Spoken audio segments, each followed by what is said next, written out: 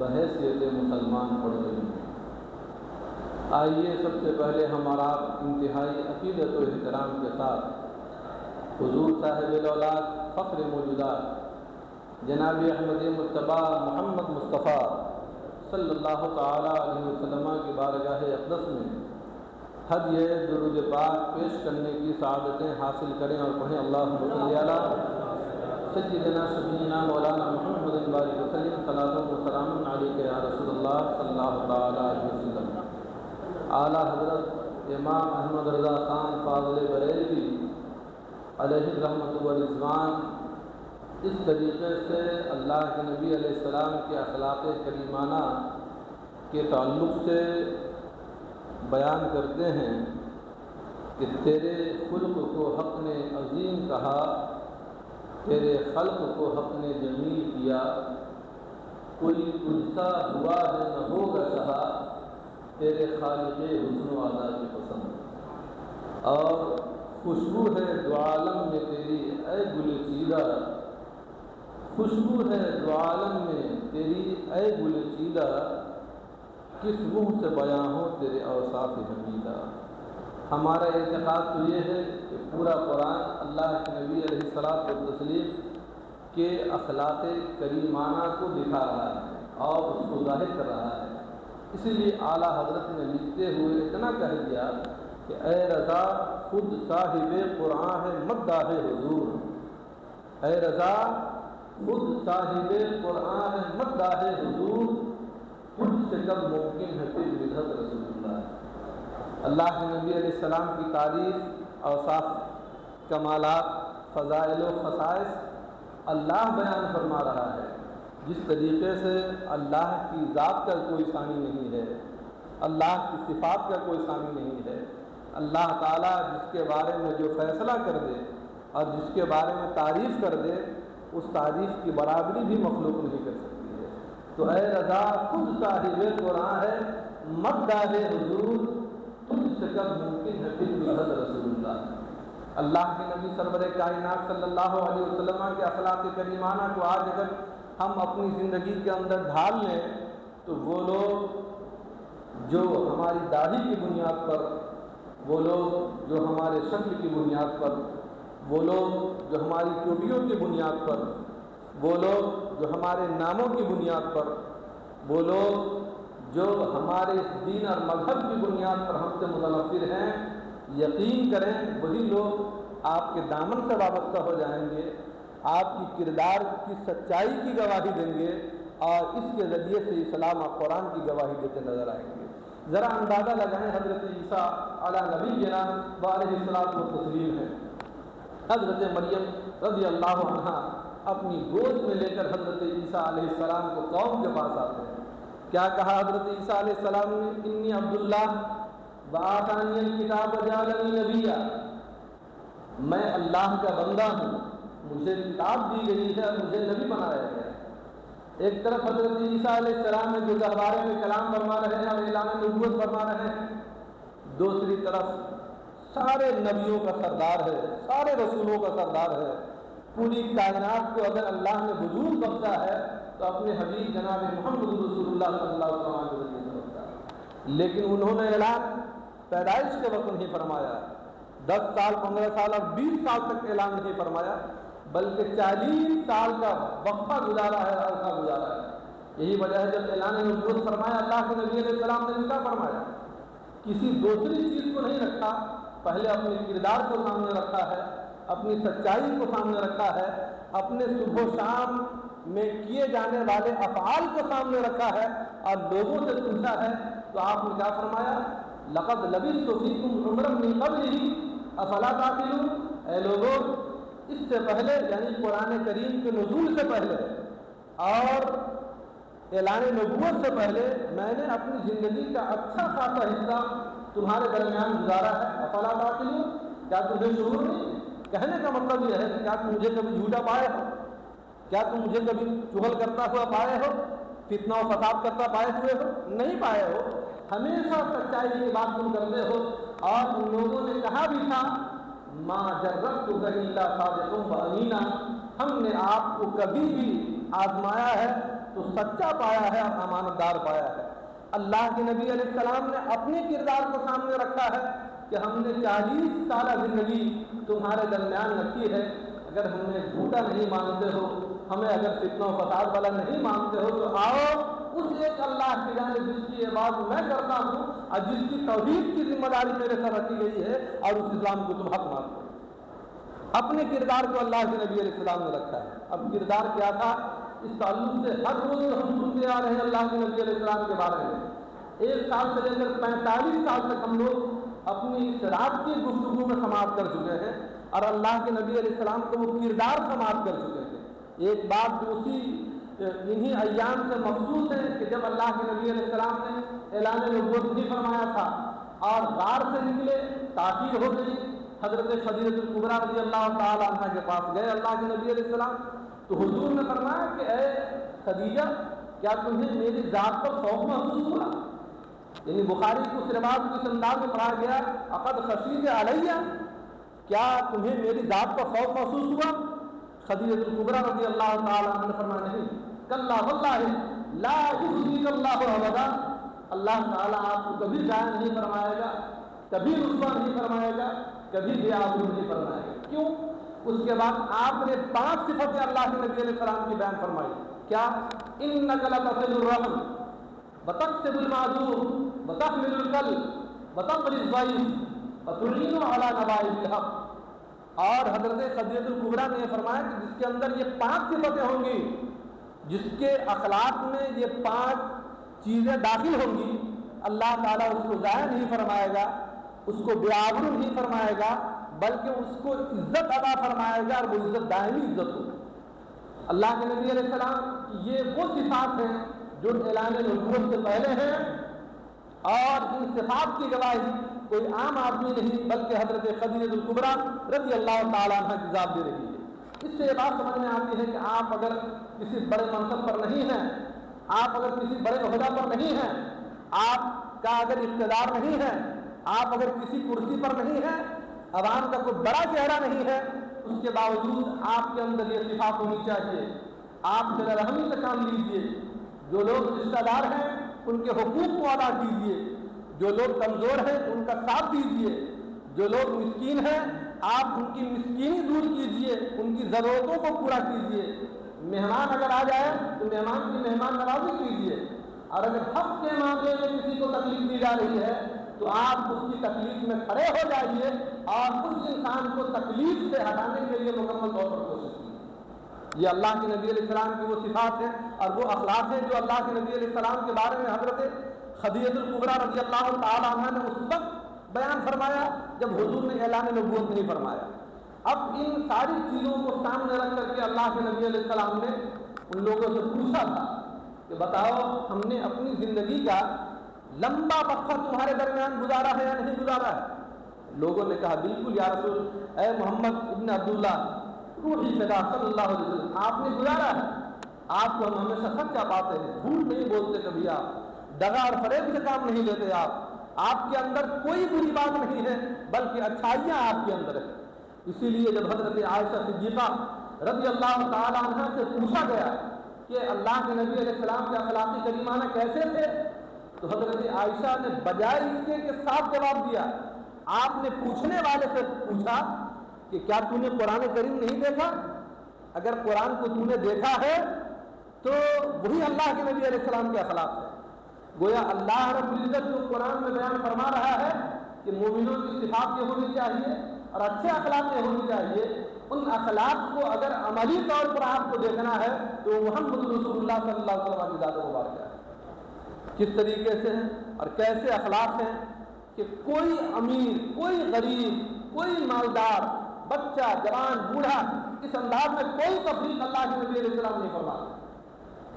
حتیٰ کہ روایات میں یہاں تک آیا کہ مر علی غلمان فسلم علیہ، اللہ کے نبی علیہ السلام کے گزر بچوں پر ہوا تو حضور صلی اللہ علیہ وسلم نے ان کو سلام کیا۔ یعنی اندازہ لگائیے اللہ کے نبی علیہ السلام ہے اور جن کے آستان مبارکہ پر ملائے اعلیٰ کے فرشتے سلامی پیش کرنے کے لیے حاضر ہیں، اور کیفیت یہ ہے کہ جس 70,000 فرشتوں کو صبح میں آنے کی مہلت مل گئی، وہ قیامت تک پھر دوبارہ بارگاہ رسالت میں حاضری دے کر کے سلام نہیں پیش کر سکتے۔ جن 70,000 ملائکہ کرام کو شام میں آنے کی اجازت مل گئی، قیامت تک ان کا نمبر نہیں آئے گا۔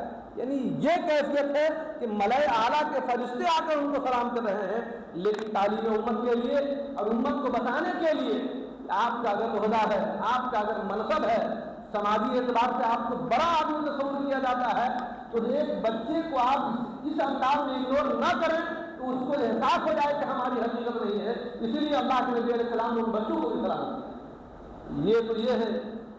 ایک اور روایت اس انداز کی ملتی ہے، اللہ کے نبی علیہ الصلوۃ والتسلیم ہے، اور کوئی مشروب چیز ہے، یعنی پینے کی چیز ہے جو بانٹی جا رہی ہے۔ جس طریقے سے ہمارے یہاں محافل کے اندر شیرنی تقسیم ہوتی ہے، مٹھائی وغیرہ تقسیم ہوتی ہے، ہمارے بانٹنے کا انداز کیا ہوتا ہے؟ جہاں جہاں بڑے لوگ بیٹھے ہیں، چن چن کر کے ان بڑے لوگوں کو الگ سے مٹھائیاں دی جاتی ہیں، ان کو الگ الگ شیرنیاں دی جاتی ہیں۔ اللہ کے نبی سرور کائنات علیہ السلام نے اور طریقہ بتایا اللہ کے نبی علیہ السلام نے کہ اگر کوئی چیز تقسیم کرنی ہو اس کے اندر دو چیزیں دیکھی جائیں، ایک یہ کہ داہنے جانب سے تقسیم کیا جائے، دوسرے یہ کہ داہنے میں بھی اگر بڑے ضعیف اور معمر افراد ہو تو ان کو دیا جائے۔ یہ قانون ہے اور اللہ کے نبی علیہ السلام ہے۔ ایک طرف صحابہ کرام، اذلہ صحابہ کرام، ظاہر سی بات ہے حضور کے سامنے آپ کون بیٹھے گا؟ صبح شام تو وہی بیٹھیں گے نا جنہوں نے اپنی دل کی دنیا کو نبی کائنات علیہ السلام کے قدموں میں ڈال دیا۔ بیٹھے ہوئے بائیں طرف صحابہ کرام ہیں اور دائیں طرف ایک چھوٹا سا بچہ ہے، ظاہر سی بات وہ مسلمان وہ بھی صحابی ہے۔ اللہ کے نبی علیہ السلام نے جب اس مشروب کو تقسیم کرنے کا ارادہ فرمایا تو دیکھا بائیں طرف معمر اور بوڑھے افراد بیٹھے ہوئے، داہنی طرف ایک چھوٹا بچہ بیٹھا ہوا ہے۔ اللہ کے نبی علیہ السلام نے فرمایا کہ اس مشروب کو دکھایا اس بچے کو اور کہا کہ دیکھو یہ مشروب ہے، کیا تم اجازت دیتے ہو کہ تم سے پہلے میں معمر اور بوڑھے افراد کو دے دوں؟ اندازہ لگائیے حضور جس کے بارے میں جو فیصلہ فرما دے کوئی نہیں ہے جو کھڑا ہو کر کے کہے کہ آپ کا فیصلہ کیوں ایسا ہے۔ کسی کے ایک آدمی کی گواہی دو آدمی کے برابر کر دیا، کسی کے لیے 6 ماہ کا خصی کا بچہ قربانی کرنے کو جائز قرار دیا، کسی کے لیے سونا جائز قرار دیا۔ کوئی نہیں ہے جو کھڑا ہو کر کے پوچھے اس کے لیے سونا کیوں آپ نے جائز قرار دیا۔ کوئی نہیں ہے جو کھڑا ہو کر کے یہ کہے اس ایک آدمی کی گواہی دو آدمی کے برابر کیوں ہے۔ کوئی نہیں ہے جو اللہ کے نبی علیہ السلام کے فیصلہ کو چیلنج کرے۔ لیکن حضور امت کو تعلیم دینے کے لیے کہ تم اگر کوئی چیز تقسیم کر رہے ہو تو تمہارا معیار کیا ہونی چاہیے، تمہارا انداز کیا ہونا چاہیے۔ ایک طرف بوڑھے صحابہ کرام ہیں، یعنی عمر دراز ہے، ایک طرف چھوٹا بچہ ہے۔ حضور نے اس بچے سے پوچھا تم اجازت دیتے ہو کہ یہ مشروب اور یہ پینے کی چیز میں تم سے پہلے معمر اور بوڑھے افراد کو دے دوں؟ اس نے کہا یا رسول اللہ اجازت نہیں دیتا ہوں، یا رسول اللہ اجازت نہیں دیتا ہوں۔ ایسا کیسے ہو سکتا ہے کہ جس پیالے میں اللہ کے نبی علیہ السلام نے لبھائے مبارک لگائے ہوں اس کو میں نہ لگا کر کے معروف ہو جاؤں، دوسروں کے لیے اس کو جائز کرو؟ یا رسول اللہ اجازت کی اجازت نہیں دیتا۔ اللہ کے نبی علیہ السلام مسکرانے لگے اور اس بچے کو دے دیا کہ لو تم یہاں سے پی لو۔ یعنی یہ اخلاق ہے اللہ کے نبی علیہ السلام کا۔ آپ ان اخلاق کو اپنے اندر ڈھالیے۔ اللہ کے نبی علیہ السلام کے تعلق سے جب ہم کوئی بات سنتے ہیں تو جہاں اس واقعے کے اندر، اس ہدایت کے اندر، اس حدیث کے اندر حضور کا مقام رفیع لگتا ہے، وہیں پر ہمارے لیے یہ خط کھینچ دی جاتی ہے کہ یہ وہی خط ہے جس سے تم تجاوز نہیں کرو۔ اللہ کے نبی سرور کائنات علیہ الصلوۃ والتسلیم ہے اور ایک راستے سے گزر رہے ہیں۔ گزرنے کی کیفیت یہ ہے کہ حضرت ابو ہریرہ رضی اللہ تعالیٰ عنہ ساتھ ہیں۔ چلے وہاں سے اللہ کے نبی علیہ السلام گزر رہے ہیں، گزرے تو ایک جنگلی آدمی، بدو اعرابی آدمی سامنے آیا۔ اللہ کے نبی علیہ السلام نے یمنی چادر گردن میں لپیٹی ہوئی تھی جس کے تانے اور بانے ہوتے ہیں، اس نے اس قدر تیزی کے ساتھ کھینچا چادر کو کہ اللہ کے نبی علیہ السلام کا چہرہ مبارک سرخ ہو گیا۔ سرخ ہونے کے بعد چادر کی جو دھاری ہوتی ہے، تانے بانے ہوتے ہیں، اس کے نشان اللہ کے نبی علیہ السلام کی گردن مبارک میں پڑ گئے اور حضور صلی اللہ علیہ وسلم کا سر ایک دیوار سے لگ گیا۔ حضور نے فرمایا کہ تم یہ کیوں کر رہے ہو، تمہارا مقصد کیا چاہیے؟ اس نے کہا محمد یہ جو مال ہے آپ کے پاس، زکوٰۃ کا مال یا خیرات کا مال یا صدقات کا مال، یہ مال آپ کے رب کا ہے، آپ کا یا آپ کے باپ کا نہیں ہے۔ میرے پاس یہ 2 اونٹ ہے، ان دونوں اونٹوں کو آپ کے سامانوں سے بھر دیں. اندازہ لگائیے اللہ کے نبی علیہ السلام نے. اور مانگنے والا کس انداز میں مانگ رہا ہے؟ گردن سے چادر سے اس طریقے سے اللہ کے نبی علیہ السلام کو پھینکا کہ چادر کے نشانات گردن مبارک میں پڑ گئے. اور مانگنے کا طریقہ بھی کیا ہے؟ بتا رہا ہے کہ جو مال ہے اللہ کا ہے، آپ کا یا آپ کے باپ کا نہیں. اندازہ لگائیے آج کا اگر کوئی ایسا آدمی ہو جس کے پاس زکوٰۃ کی رقم ہو، جس کے پاس خیرات کی رقم ہو، اور مانگنے والا اگر اس سے اس انداز میں مانگے تو کبھی بھی آدمی لینے کے لیے تیار نہیں ہوگا. لیکن اللہ کے نبی علیہ السلام مسکرانے لگے اور فرمائے تم صحیح کہہ رہے ہو، یہ جو مال ہے نہ تو میرا ہے نہ میرے باپ کا ہے، یقیناً میرے پروردگار کا ہے، اور اللہ رب العزت کا مال ہے جس کے بارے میں حکم ہے جو ان تک پہنچے، یعنی جو حضرات مستحق ہیں ان تک پہنچا دیا جائے. پھر حضور نے حکم دیا کہ اس کے ایک اونٹ کو کھجور سے بھر دو اور دوسرے اونٹ کو جو سے بھر دو. یہ اخلاق ہے اللہ کے نبی علیہ السلام کہ مانگنے والا آدمی اس طرح بدتمیزی کر رہا ہے، اس طریقے سے چادر پھینک رہا ہے کہ چادر کے نشانات گردن مبارک میں پڑ گئے ہیں، اور یہ بھی کہہ رہا ہے کہ تیرا یا تیرے باپ کا مال نہیں ہے، اللہ کا مال ہے تو ہمیں دو. حضور مسکرا رہے ہیں اور اللہ کے نبی علیہ السلام نے ان کو دے دیا. صرف یہی نہیں، ایک اور بات کے اس قسم کا دیکھیے. علماء یہود میں سے ایک ایسا آدمی جس نے نبی آخر الزمان کے بارے میں جو علامات پڑھی تھی وہ ساری علامات اللہ کے نبی علیہ السلام نے دیکھی. دو چیزیں ان کو تلاشنی تھی کہ دو چیزیں اگر ان کے اندر موجود ہیں تو یہ واقعی نبی ہے اور ان کا کلمہ پڑھ لیا جائے گا. ایک چیز یہ کہ ان کو غصہ نہیں آئے گا، دوسرے کہ اگر غصہ آ گیا تو ان کا ہی اور ان کی بردباری ان کے غصے پر غالب آ جائے. یہ دو چیزیں اس کو آزمانی. اللہ رب العزت نے اس آدمی کے ساتھ ایسے معاملات پیدا فرمائے کہ اللہ کے نبی سرور کائنات علیہ السلام کو تسلیم نے اس آدمی سے کچھ کھجوریں بطور قرض لی، اور ایک وقت دیا گیا اللہ کے نبی علیہ السلام کی جانب سے کہ جب یہ وقت پورا ہو جائے تو ہم تمہاری یہ رقم ادا کر دیں گے یا پھر تمہارا قرض چکا دیں گے. اس نے کہا ٹھیک ہے. اس نے کہا بہت اچھا موقع ہے کہ ہم یہ آزما لیں کہ ان کو غصہ آتا ہے یا نہیں، اور اگر غصہ آتا ہے تو یہ عفو و درگزر کے ساتھ کام کرتے ہیں یا نہیں کرتے. یہ آزمانے کے لیے اس آدمی نے اللہ کے نبی علیہ السلام والتسلیم سے قرض کا مطالبہ وقت سے پہلے کیا. 3 دن پہلے پہنچ گیا یا پھر 4 دن پہلے پہنچ گیا اور کہا کہ ہمارا قرض واپس کیجیے. صحابہ کرام کے درمیان بیٹھے ہیں اور ان کی کیفیت یہ ہے کہ ان علی رؤوسنا الطیر، گویا ہمارے سروں پر پرندہ بیٹھا ہوا ہو. ادب کا یہ حال ہے کہ جب حضور بولتے تو استماع اور انصات یعنی خاموشی کے ساتھ سنتے رہتے تھے اور دل لگا کر کے سنتے رہتے تھے، خاموش رہتے تھے، جرأت نہیں ہوتی تھی کہ بولیں. لیکن وہ آدمی آیا کہ محمد ہم کو ہمارا قرض واپس دیجیے. اللہ کے نبی علیہ السلام نے فرمایا خاموش ہو گئے. پھر اس نے کہا کہ قرض کیوں نہیں واپس کرتے، ہیرا بہانہ کے ساتھ کیوں کام لے رہے ہو تم؟ کیا تمہارے خاندان میں ایسے ہی ہوتا ہے کہ قرض لے لیا جاتا ہے واپس نہیں کیا جاتا؟ پھر اس نے اللہ کے نبی علیہ السلام کے دامن مبارک کو کھینچا زور سے. حضرت عمر رضی اللہ تعالیٰ عنہ کھڑے ہوئے. بہت مشہور ہے کوئی آدمی گستاخی کر دے حضور کے اور وہ زندہ رہے، ایسا ہو نہیں سکتا ہے. حضرت عمر کا دور ہے. حضرت عمر رضی اللہ تعالیٰ عنہ کھڑے ہوئے، الا اقتلہ یا رسول اللہ، یا رسول اللہ کہ ہمارے اس آدمی کو قتل نہ کر دو. اللہ کے نبی علیہ الصلوۃ والتسلیم حضرت عمر پر ناراض ہو گئے اور فرمایا کہ تمہیں تو یہ چاہیے تھا کہ اس کے قرض کی ادائیگی میں تم ہماری مدد کر دے، لیکن تمہارا اس کے ساتھ اچھا سلوک کا رویہ نہیں ہے. حضرت عمر نے کہا یا رسول اللہ معافی چاہتا ہوں، کیا میں وہ قرض ادا کر دوں؟ حضور نے فرمایا ہاں وہ قرض ادا کر دوں. اب حضرت عمر رضی اللہ تعالیٰ نے وہ قرض بھی ادا کیا.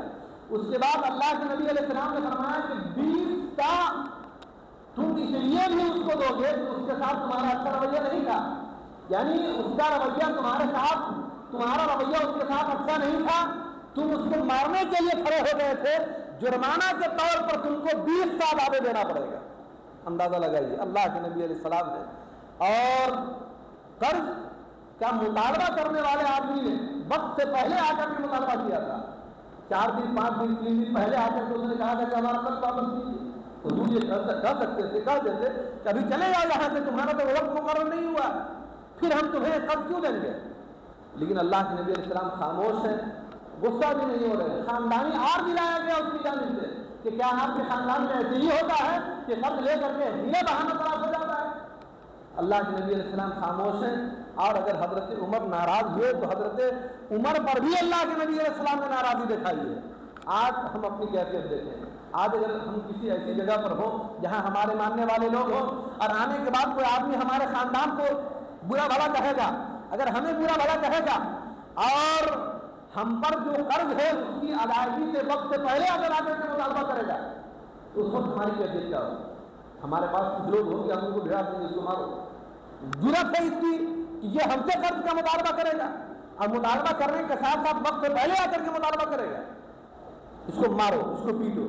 لیکن حضور کی سیرت کیا بتا رہی ہے, حضور کا اخلاق کیا بتا رہا ہے؟ آپ کا اخلاق ایسا نہیں ہونا چاہیے. اگر آپ نے اس سے قرض لیا ہے تو آپ اس کی ادائیگی کیجیے. اسی نرمی کا نتیجہ ہے کہ اس آدمی نے یہ دو صفتیں آزمانے کی کوشش کی تھی کہ ہم یہ دو صفت دیکھیں گے کہ غصہ آتا ہے یا نہیں آتا ہے, اور اگر غصہ آتا ہے تو ان کا ہی اور ان کی بردباری ان کے غصے پر غالب آتی ہے یا نہیں آتی ہے. دیکھ لیا کہ غصہ نہیں آیا, اور اگر حضرت عمر مارنے کے لیے کھڑے بھی ہوئے تو اپنی بردباری سے اس کو چھپا دیا اور 20 سال اسے زیادہ دینے کا حکم دیا. جب اس نے یہ دیکھا تو کہا کہ ہم نے گواہی دیتے ہیں کہ اللہ ایک ہے اور آپ اس کے سچے رسول ہیں صلی اللہ علیہ وسلم. یعنی اگر آپ اخلاق کا مشاہدہ کرتے ہیں منافق, آپ اگر اخلاق کا مظاہرہ کر رہے ہیں, آپ درست اخلاق کا مظاہرہ کر رہے ہیں, تو وہ دنیا جو آپ کے نام سے نفرت کرتی ہے, آپ کے اخلاق کی بنیاد پر قرآن کی حقانیت کی گواہی دے گی, وہی دنیا محمد رسول اللہ کی حقانیت کی گواہی دے گی. لیکن ضرورت کیا ہے؟ آپ ان اخلاق کو آزمائیے. ہماری کیفیت تو یہ ہے, بلکہ ہم دیکھتے ہیں, سنتے ہیں اور اخبارات کے ذریعے پڑھتے ہیں, ویڈیو کے شکل میں دیکھتے ہیں کہ بڑے بڑے لوگ, خواہ دنیاوی اعتبار سے ہو یا مذہبی اعتبار سے ہو, ہر شہر میں ہر علاقے میں ان کے گنڈے ہیں. باضابطہ طور پر پیر صاحب یہ ہے کہ ان کا گنڈا الگ دندناتا پھر رہا ہے. یعنی ان کے گنڈے بھی اس لیے ہیں کہ اگر کوئی ہماری پیر کی شان میں گستاخی کرتا ہے یا حقانیت کی بنیاد پر اس کو ٹارگٹ کرتا ہے یا کسی ایسی برائی کو وہ اجاگر کرتا ہے جو ہمارے پیر کے اندر ہے, تو ایسے مولوی کو گواہ نہیں کیا جائے گا, اس کو مارا جائے. آپ کرناٹک کی کیفیت کو دیکھیں, گجرات کی کیفیت کو دیکھیں, ممبئی میں ایسے علماء کرام ہیں جن کے ساتھ یہی ناروا سلوک رکھا گیا کہ کوئی حق بات پہنچائی اور انہیں کے عوام میں کوئی ایسا آدمی تھا جو فلاں پیر کا مرید تھا, وہ کھڑا ہو گیا عوام کے ساتھ بدتمیزی کرنے لگا. کیوں؟ آپ ہمارے پیر کو ٹارگٹ کر رہے ہیں. یہ طریقہ نہیں ہونی چاہیے. آپ کا اخلاق کیسا ہونی چاہیے؟ اللہ کے نبی علیہ السلام کا اخلاق. وہ تو آنے والا آدمی کلمہ بھی پڑھنے والا نہیں تھا, قرض دے کر کے قرض کا جو وقت دیا گیا تھا, جو مقررہ مدت تھی, اس سے پہلے آ کر کے اس نے مطالبہ کیا. جواب دینے کی پوزیشن میں اللہ کے نبی علیہ السلام نہیں ہے, لیکن دامت کو کھینچ رہا ہے. حضور نے حضرت عمر پر ناراضی فرمائی, نہیں عمر تمہارا یہ رویہ نہیں ہونی چاہیے. تو آج اگر ہم دنیاوی اعتبار سے بڑے عہدے پر ہیں, مذہبی اعتبار سے اگر بڑے عہدے پر ہیں, تو ہمیں صرف یہ نہیں کہ ہم کہیں مسلمان ہیں, بلکہ اللہ کے نبی علیہ السلام کی صفت کو اپنے اندر ڈھال لیں کہ اگر کوئی ایسا آدمی ہے جو ہمارے خاندان کو برا بھلا کہتا ہے, ہمیں برا بھلا کہتا ہے, تو ہمیں تکلیف اٹھانے کی ضرورت نہیں ہے. ہم اپنے اخلاق کا ایسا مظاہرہ کریں گے کہ جو آدمی ہم سے دور ہو سکتا تھا وہ آدمی ہم سے قریب ہو جائے. اللہ کے نبی صلی اللہ علیہ کائنات علیہ السلام کی بارگاہ میں یہ تفاوت نہیں تھا کہ آپ کا پیشہ کیا ہے, آپ کی کمائی کیا ہے, آپ کی دمائی کیا ہے, ایسا کچھ نہیں. بلکہ اللہ کے نبی علیہ السلام کے زمانے میں ایک عورت تھی جو مسجد میں جھاڑو دیتی تھی. چند دنوں کے بعد حضور نے دیکھا کہ وہ عورت نہیں ہے جو مسجد کے اندر جھاڑو دیتی تھی. صحابہ کرام سے پوچھا کہ وہ عورت کہاں ہے جو مسجد کے اندر جھاڑو دیتی تھی؟ کہ یا رسول اللہ اس عورت کا انتقال ہو گیا. حضور نے فرمایا مجھ کو خبر کیوں نہیں کیا تم کا انتقال ہو, مجھ کو خبر کیوں نہیں کیا؟ اللہ کے نبی علیہ السلام وہاں سے نکلے اور قبرستان میں حاضر ہے, دیکھا ہاتھ اٹھایا گیا. اندازہ لگائیے آج اگر مذہبی رہنما کسی آدمی کی موت واقع ہو جاتی ہے تو سب سے پہلے اس کو جاننے کی کوشش یہ کرتا ہے کہ مالی اعتبار سے اس کی حیثیت کیا ہے. سب سے پہلے یہ جاننے کی کوشش کرتا ہے معاشرتی اعتبار سے اس کی حیثیت کیا ہے. سب سے پہلے یہ آزمانے کا جاننے کی کوشش کرتا ہے کہ اس کا پیشہ کیا تھا. مال والا کا نہیں تھا, اس لیے اگر مال والا ہے اس کی قرآن خوانی میں ہم جاتے ہیں, اس کے میلاد میں جاتے ہیں, اس کی تقسیم میں ہم شریک رہتے ہیں, تو اس کا مال ہمارے مدرسے میں آئے گا, اس کا مال ہماری مسجد میں آئے گا. یعنی اگر کام بھی کیا جا رہا ہے تو اس سے پیسہ لینے کے لیے کیا جا رہا ہے. اللہ کے نبی علیہ السلام نے اس تفریق کو مٹا دیا تھا. نہیں, بہت سارے لوگ ایسے ہوں گے جن کی وفات ہوئی ہوگی, لیکن اللہ کے نبی علیہ السلام کا یہ کردار اور یہ اس وقت سامنے آ رہا ہے جب مسجد میں جھاڑو دینے والی عورت کا انتقال ہو گیا اور صحابہ کرام نے ان کا جنازہ پڑھ کر ان کو دفن کر دیا تھا. اللہ کے نبی علیہ السلام قبرستان پہنچے اور ان کے لیے دعا مغفرت کے لیے ہاتھ اٹھا دیا. جس انسان کی مغفرت کے لیے محمد رسول اللہ ہاتھ اٹھا دے، کیا ان کی مغفرت نہیں ہو سکتی؟ اگر نگاہ اٹھا دے تو قبلہ بدل جائے، اگر ہاتھ اٹھا دے تو کیا اس کی مغفرت نہیں ہوگی؟ یقینی طور پر ہوگی۔ یہ بات سے کیا بات سمجھ میں ہے کہ اگر کوئی ایسا آدمی ہے جس کی کیفیت اس انداز میں یہ بنتی ہے کہ معاشرتی اعتبار سے اگر اس کا بہت بڑا مقام نہیں ہو، سماجی اعتبار سے اس کا بہت بڑا مقام نہیں ہو، پیشہ اس کا بہت اچھا نہیں ہو اور بہت بڑا تاجر نہیں ہو، لیکن اگر وہ کلمہ پڑھنے والا ہے، مسجد سے اس کا تعلق ہے، تو آپ اس کے لیے ایسا اخلاق رکھیے کہ دوسروں کو آپ اس پر ترجیح دیجیے، لیکن اس اخلاق کو ہمیں اپنانا ہوگا، اپنی زندگی کے اندر داخل کرنا ہوگا۔ اللہ کے نبی سرور کائنات صلی اللہ علیہ وسلم کے تعلق سے، اس تعلق سے اخلاق کے بارے میں کیا کیا آدمی بیان کرے گا۔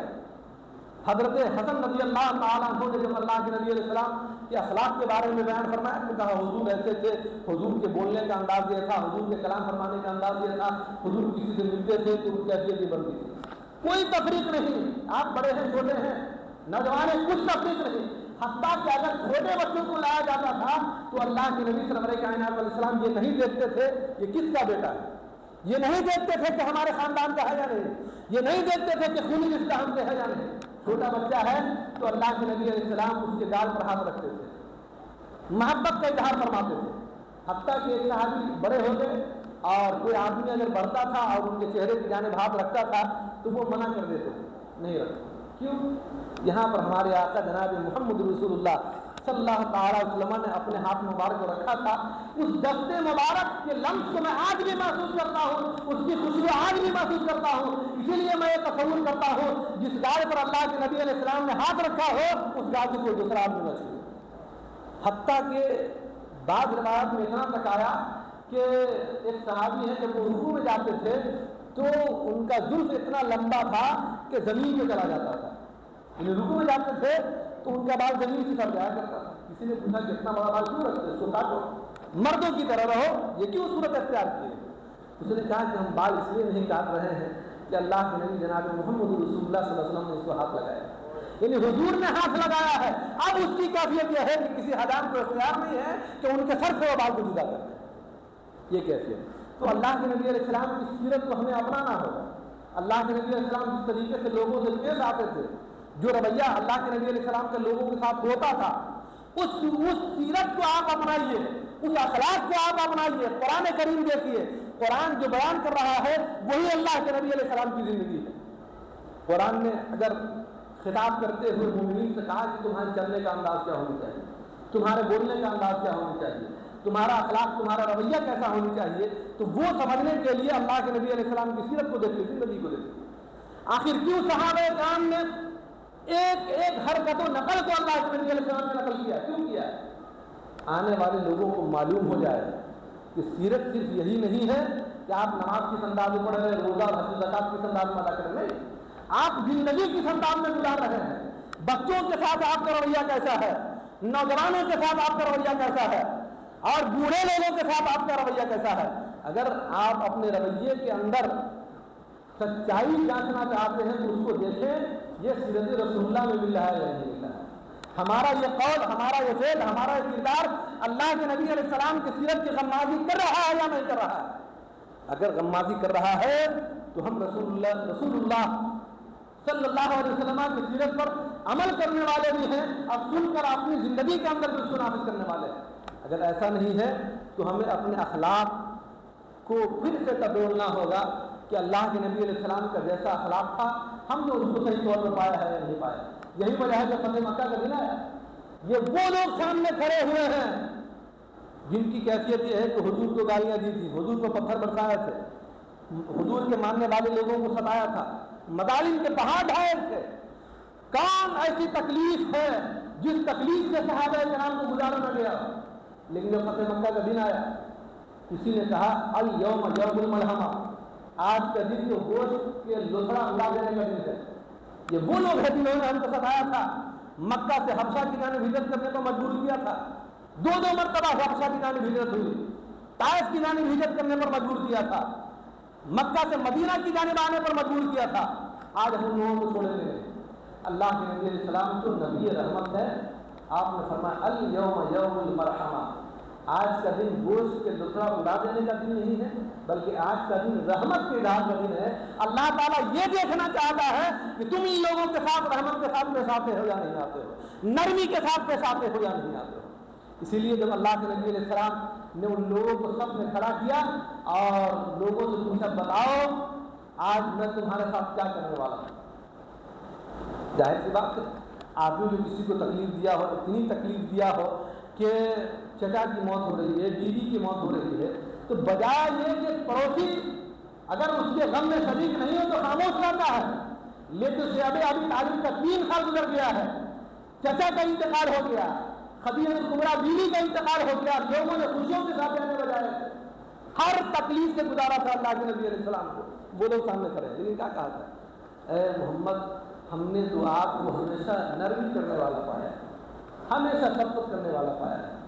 آپ ایک کریم باپ کے کریم بیٹا ہے، ایک شفیق باپ کے شفیق بیٹا ہے۔ اللہ کے نبی علیہ السلام نے فرمایا لا تثریب علیکم اليوم انتم الطلقاء، جاؤ آج کے دن کے اوپر کوئی ملامت نہیں ہے، تم سارے کے سارے لوگ آزاد ہو۔